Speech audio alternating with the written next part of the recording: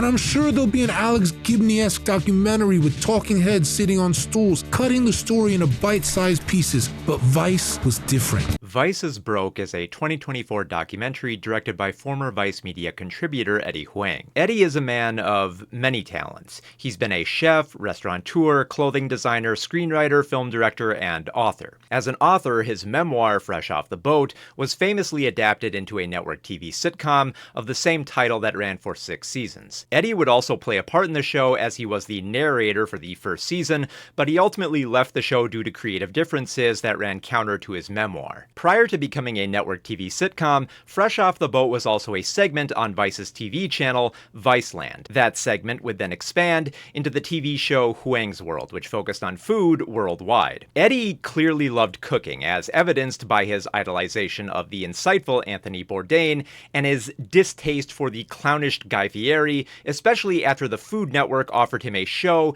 and said that he could be the Asian Guy Fieri. So Eddie has a lot of experience in terms of media. As someone on the inside, Eddie would seem like an ideal source for the story of what really went on inside Vice that led to its downfall. Fuck the shit out of things, fucking shit, fuck. What are you doing? Fucking shit up. Vice Media is an interesting publication in that it was a gonzo magazine that grew too big. They were once known for publishing articles that spoke explicitly about edgy topics, but without all the rules of journalism getting in the way, like checking sources. Some of the writers who used to work at Vice that appear in this documentary even outright state that they were not journalists because they didn't fact-check what they were writing. There's nothing journalistic about Vice. Now, while this writing style was very provocative and attracted many readers, it also became a source of entertainment that companies wanted to capitalize on. Rupert Murdoch once tweeted in 2012 that what made Vice so successful was its ability to resonate with millennials who didn't read or watch established media.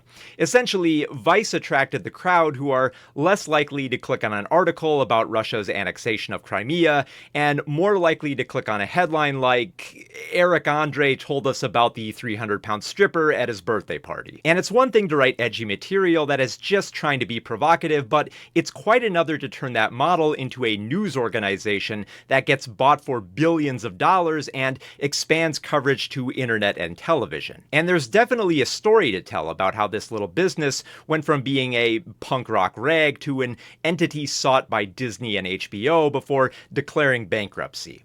The problem is that Eddie Huang can't tell that story without the inherent bias that comes from working at Vice. The documentary features Eddie interviewing several people involved with Vice Media, but in a manner that feels less like a professional interview and more like catching up with old friends at dinner. A lot of good people did a lot of good work. His first interview with Vice founder Shane Smith is at a restaurant where Shane talks about whores and crackheads while eating steak and drinking wine.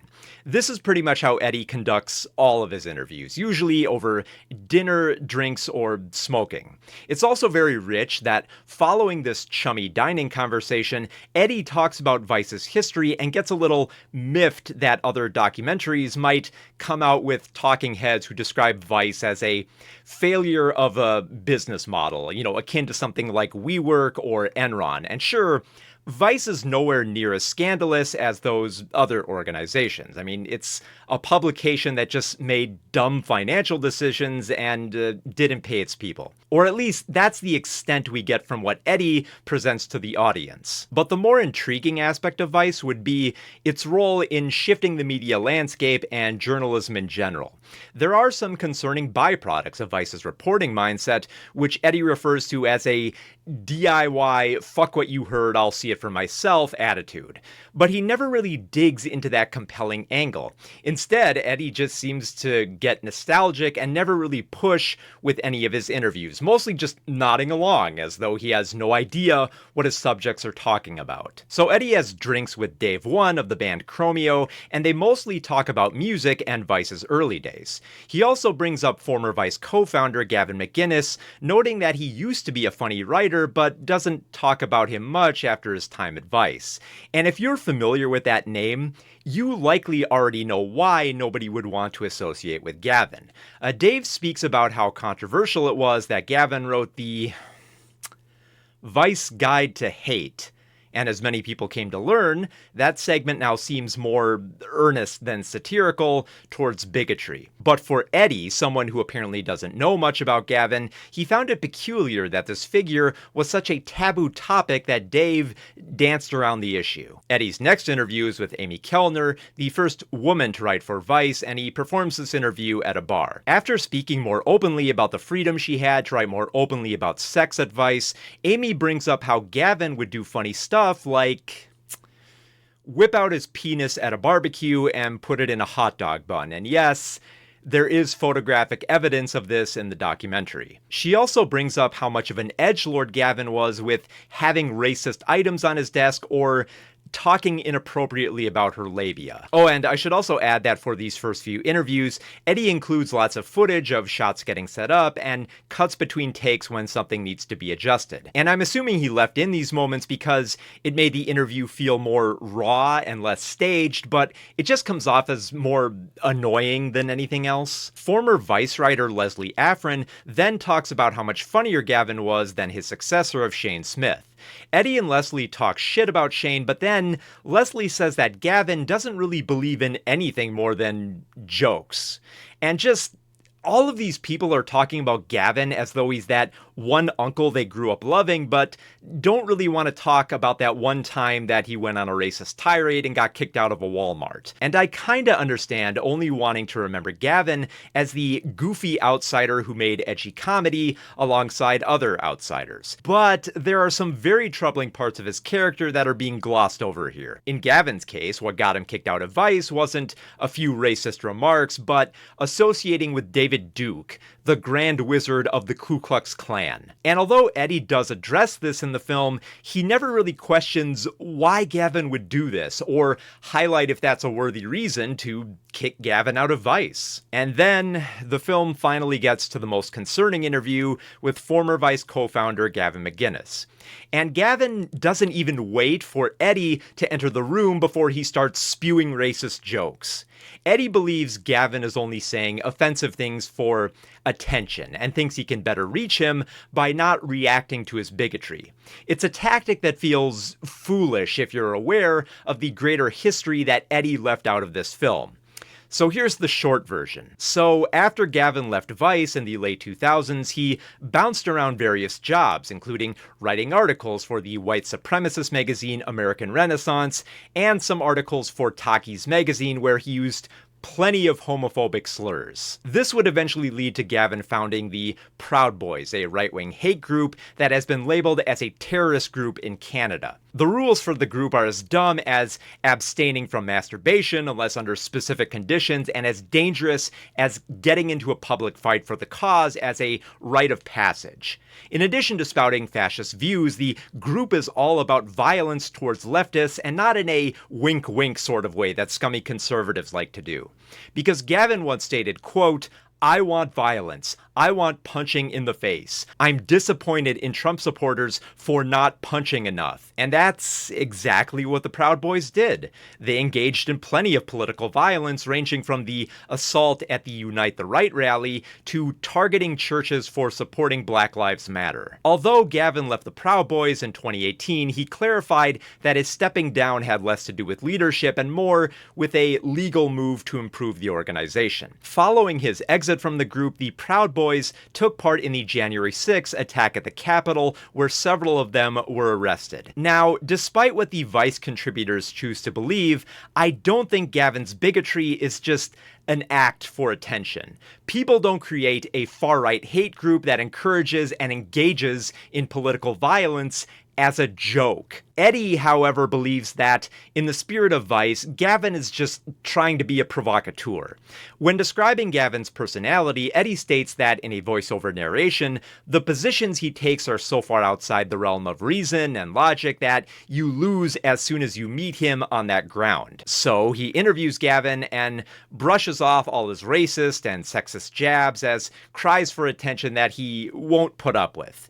But this goes nowhere. Like, when Gavin isn't bringing up the good old days at Vice, he just keeps making more racist and sexist remarks. So instead of engaging with the abhorrent politics at play, Eddie just arm wrestles Gavin? So this is a very nothing interview that doesn't really explore much of Vice's problems or even challenge Gavin's views. But hey, Eddie got to hang out and drink with Vice's old co-founder, so good for him, I guess. After an interview with Vice writer and artist David Cho, Eddie starts bitterly contemplating the opportunities that he might have squandered. He's now struggling for money and has a family to think about. His mind draws back to how he could have been the Asian Guy Fieri of the Food Network. So for his next interview, where he eats ribs with Vice producer Santiago Stelli, Eddie dresses up as Guy Fieri for a bit that is just really not funny. He can't pull off the look, the voice, or the personality of the culinary figure that annoys him to make this stunt anything more than embarrassing. It's just not a good look when you're putting on this pathetic and petty parody when trying to discuss how those working at Vice didn't receive director's credits. The documentary comes a little closer to discussing how Vice was reshaping journalism when establishing Vice News.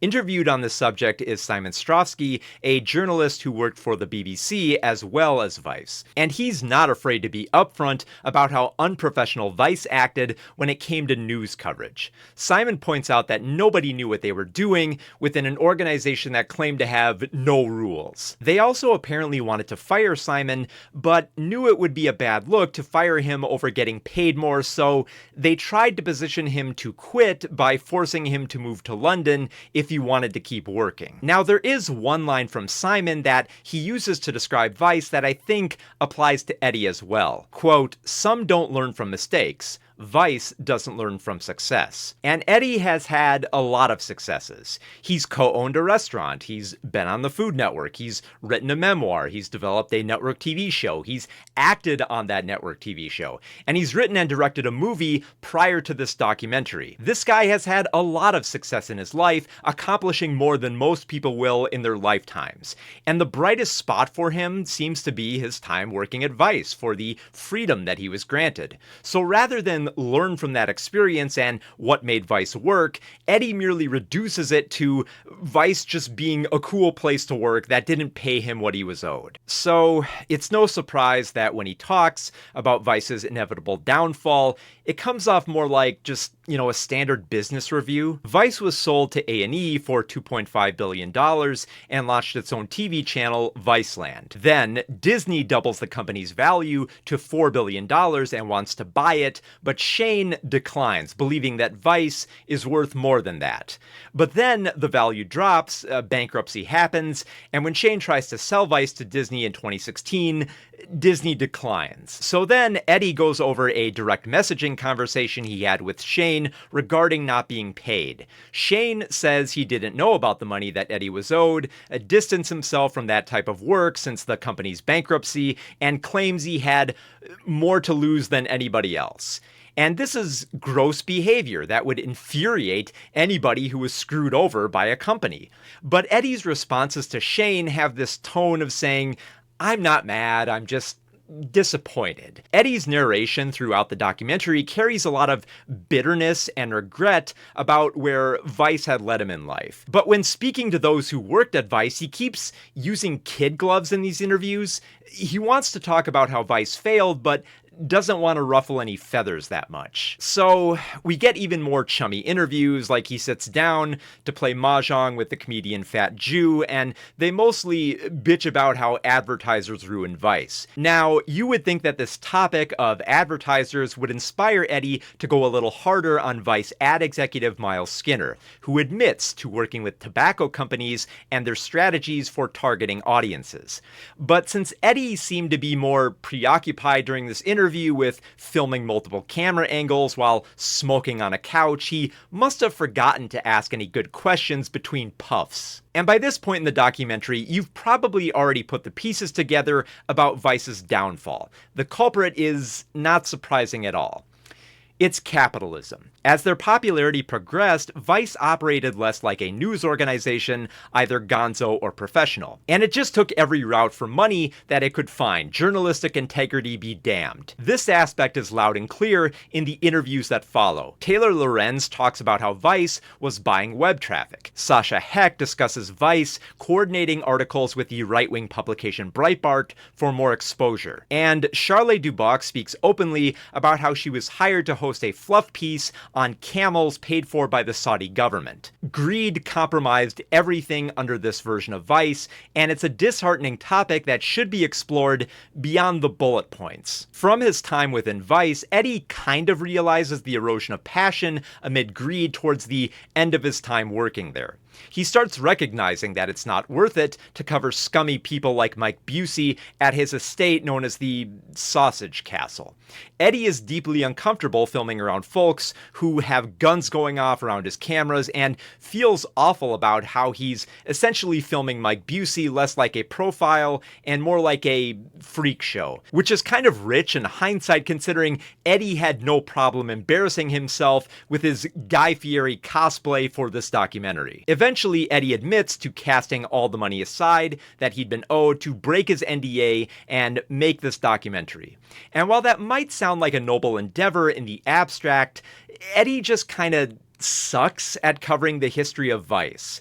Even after every heartbreak that was endured, every payment that was missed, and every horrible personality that spewed from Vice as a toxic byproduct, Eddie just can't bring himself to be harder on this organization. He just loves those days too much to ever press anybody with hard questioning. Eddie won't challenge Gavin McInnes' hateful views that made politics a hellscape of far-right freaks, but he will arm wrestle him. Eddie won't press Miles Skinner on the ethics of working with questionable brands, but he will sit down to have a smoke with him. Eddie won't dig deeper into how careers were ruined by director's credits with Santiago Stelli, but he will eat ribs with him while dressed up as Guy Fieri. So yeah, Eddie's film has many problems, but one of the most aggravating is his refusal to look at the bigger picture here. Because throughout this film, Eddie brings up events surrounding Vice's legacy, ranging from the hatred spread by Breitbart to the murder of journalist Jamal Khashoggi by the Saudi government. But Eddie just never really digs into any of these issues. It's honestly baffling he even bothers bringing them up if he's not really going to talk about them all that much. Vice is Broke is a bad documentary for the story that it wants to tell. Now, some people might have a limited view of documentaries and might be under the assumption that documentaries don't have to tell stories, as though a good documentary must remain firmly on objective grounds. And that's a ludicrous notion. No documentary is completely objective. There is always someone behind the camera choosing what to record, and always someone in the editing bay deciding what the audience should see. Now, when I initially brought up Vice is Broke as a bad documentary, it did prompt this one question that I think is worth answering. What makes a bad documentary? Well, for some, there are some easy-to-spot examples. The documentaries of Dinesh D'Souza and The Daily Wire are clearly conservative propaganda that obscures and in many cases flat-out lies about the topics that they address. The documentaries of Michael Moore and Morgan Spurlock have been scrutinized for how their sensationalist storytelling often distorted the truth behind the scenes for the sake of compelling filmmaking. But these examples are mostly criticized on a surface level and rarely critiqued beyond the nuts and bolts. The critical components of what makes a bad documentary is when the framed story lacks insight, ignores crucial information, and or communicates something awful through its staging, even if by accident. The 2025 documentary Don't Die, The Man Who Wants to Live Forever is a perfect example of a poorly framed documentary. The film is about the wealthy Brian Johnson experimenting on his body to extend human life. Brian adheres to a routine that includes a specific diet, exposure to the color red, and dozens upon dozens of pills. He also relies on getting transfusions from his teenage son, which creates this weird dependency, considering that Brian's son lives with him for a time before heading off to college. Now, you might be tempted to say that I'm judging the film more through its subject than its filmmaking, as though I'm shooting the messenger. However, the filmmaker is not just hanging back like a fly on the wall, considering the questions that he asks, but also the questions that he doesn't ask. For example, if you're taking dozens of pills a day, figuring out which ones worked would be very difficult given all the variables. There would be no way of telling which specific drug or combination of drugs was the key to a longer life when there's no way to control or measure the results accurately. The most you could prove with this experiment is that taking dozens of pills all at once will help you live longer, and even then, there are still too many variables. Now, one question that is posed to Brian is whether this sought-after formula for a longer life will be available only to the rich. And Brian's theory is that if enough rich people use this method to extend their lives, which he ballparked at a few thousand, the cost will eventually go down. So, the really dumb theory of trickle-down economics. This means that even if Brian finds the cure for living longer, which, be real, he won't, you will never be able to afford it unless you're as disgustingly rich as Brian. Which then begs the question, why should we care about Brian Johnson? I feel like the filmmakers really wanted you to care for him as they favor a happier ending in which he tries to encourage good health habits, among others, which is, yeah, fine. I'm glad you started a hiking group, but it also downplays how ineffective and bereft of intelligence Brian is in his quest for longevity. Now, the film doesn't entirely shy away from Brian's flaws. I mean, it does include the information about his bitter divorce, his falling out with the Mormon Church, and his olive oil business, which a few customers call out for being too expensive and tasting like shit. But the film just never wants to go harder on this rich doofus who thinks he's going to live longer through a buffet of drugs and harvesting his son's blood. Sometimes, bad documentaries will struggle to find something good when they turn up very little. A good example of this would be the 2024 documentary Brats, in which Andrew McCarthy attempted to interview members of the Brat Pack that he was once a part of. But most of the actors just really don't seem to be that open to talking about that part of their lives. The whole film just comes off like Andrew being the only one who still cares about the Brat Pack and really wanting a reunion that will never come because nobody else is interested. He doesn't even get much out of David Blum, the journalist who originally coined the term of Brat Pack. And I can only assume that once Andrew secured the interviews, he was just hoping he'd get something juicy, like a never-before-heard story from Emilio Estevez or an apology from David Blum. He gets none of that, and the documentary just ends up being pretty bad. And then there are the bad documentaries that get a little more experimental and come off more like video essays. A perfect example of this was in last year's Orwell 2 + 2 = 5. The film features narration from George Orwell's letters and writings merged with newsreels of the era, film adaptations of his novels, and modern news footage of authoritarian regimes in the 21st century. The line being drawn here is very obvious in how the citations of 1984 and Animal Farm sync up well with the fascism reignited by the Make America Great Again movement. And while there are no talking heads pointing out the obvious in this film, it's edited in a way that seems to keep saying, "Do you get it? Do you get it yet? Do you see how Trump's America is very similar to 1984? Do you get it yet?" And while I don't disagree with the point being stressed, the film keeps reiterating the obvious over and over without adding much of anything. The movie just doesn't hold much value for those who already know enough about Orwell's 1984 and how it connects to the present. But even more annoying with this format was the 2024 docudrama 2073. The film is a fusion of a dystopian depiction of a doomed future with archival footage and talking heads on the topic of fascism taking over democracy, authoritarianism censoring journalism and climate change destroying the environment. So again, more of the same with the warning for the viewer, but through the tiresome lens of a ho-hum dystopian sci-fi movie. Just to clarify, this is not to say that this video essay style of documentary can't make for a good film.